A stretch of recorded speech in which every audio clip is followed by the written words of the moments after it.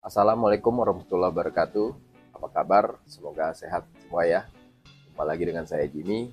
Kali ini saya coba lagi-lagi berbagi cerita, berbagi pengalaman sendiri mengenai seputar kunjungan saya ke Amerika. Jadi saat ini saya sudah berada di Amerika. Dari beberapa kali pertemuan dengan orang Indonesia yang sudah lama di sini, saya mendapatkan cerita menarik. Rata-rata mereka bertanya kepada saya, bagaimana cara mendapatkan visanya. Oh, saya mengurus sendiri dalam pengisian DS160, saya mengerjakannya bersama istri saya dan istri. Lalu mereka bertanya, nggak pakai agent gitu? Nggak pakai agent.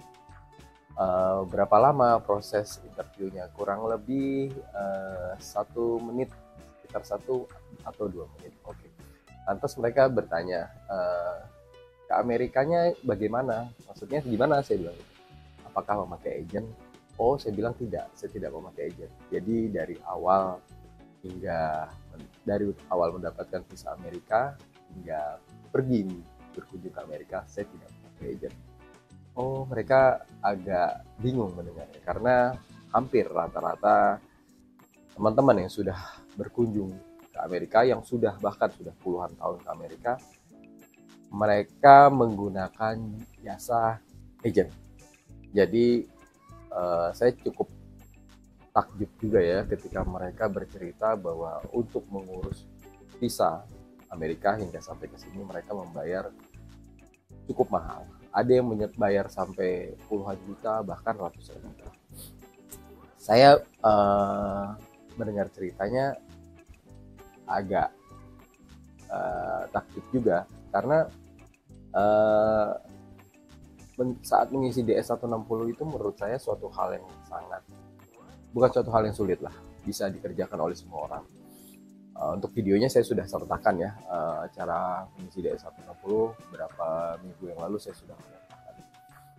Jadi kalau kata mereka ya mungkin masnya sudah sering, ya saya dan istri selalu mengerjakan visa itu sendiri. Saat kami menuju Jepang, Cina, India, Eropa, dan bahkan Amerika ini kami selalu mengerjakannya sendiri. Oh ya, visa Iran pun istri saya pernah mengerjakannya sendiri. Balik lagi ke cerita agent tadi.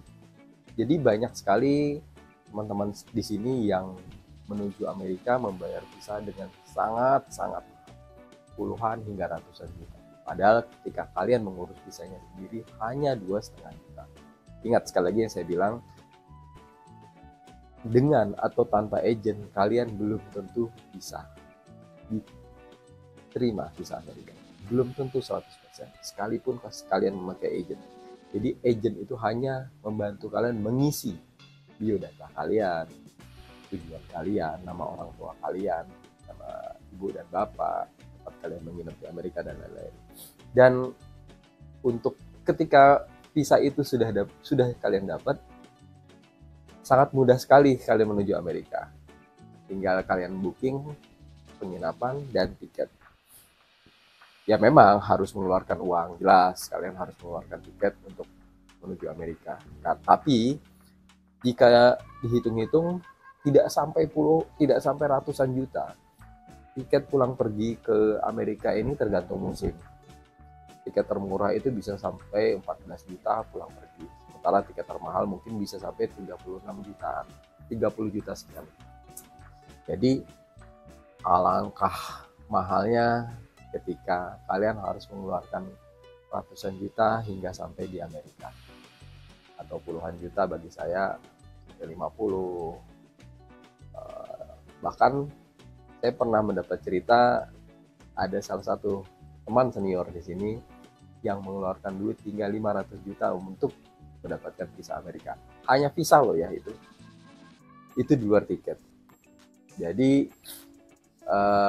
yang ingin saya sampaikan adalah kalau kalian ingin mengisi DS160, isilah sendiri karena saya sudah menyertakan videonya. Cari di dalam channel YouTube saya ini cara mengisi DS160.